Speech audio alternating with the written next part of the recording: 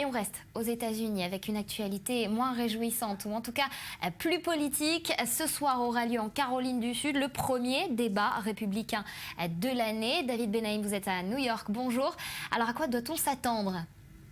C'est déjà le 6e débat de cette campagne pour la nomination du candidat républicain et les enjeux deviennent de plus en plus importants. Seuls 8 candidats seront présents sur la scène du théâtre de Charleston ce soir. Au centre, le favori de la plupart des derniers sondages, Donald Trump, qui influence cette campagne depuis le moment où il a déclaré sa candidature en juin.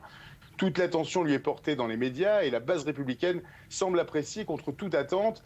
L'establishment républicain ne sait plus comment s'y prendre pour éviter sa nomination sans interférer de manière trop voyante dans la compétition. Alors David, la dernière polémique, elle date justement de mardi soir, après le dernier discours de Barack Obama de State of the Union, avec la réponse républicaine justement à ce discours.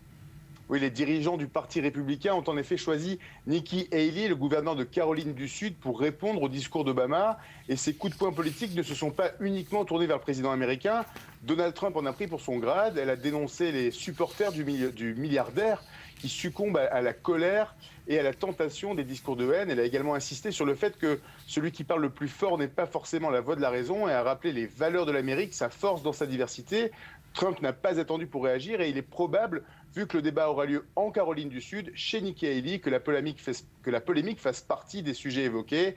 On peut attendre des échanges animés entre les candidats professionnels de la politique, comme Marco Rubio et Jeb Bush, et les outsiders de Washington, que sont Donald Trump et Ted Cruz. Alors pendant ce temps, du côté démocrate, qu'est-ce qui se passe concrètement avec Hillary Clinton ? Hillary Clinton et Bernie Sanders, son challenger, qui s'autoproclame socialiste-démocrate, qui est donné gagnant en Iowa, dans le premier caucus dans moins de 3 semaines, et au coude à coude avec Hillary lors de la primaire dans le New Hampshire la semaine suivante.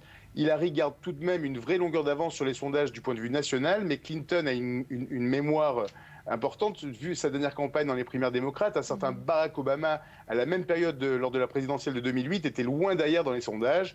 Donc sa campagne aborde ses premières primaires avec prudence et sans fanfaronnade. Clinton et Sanders auront l'occasion d'un dernier débat avant les premiers passages aux urnes dimanche soir sur NBC. Alors justement, merci David pour ces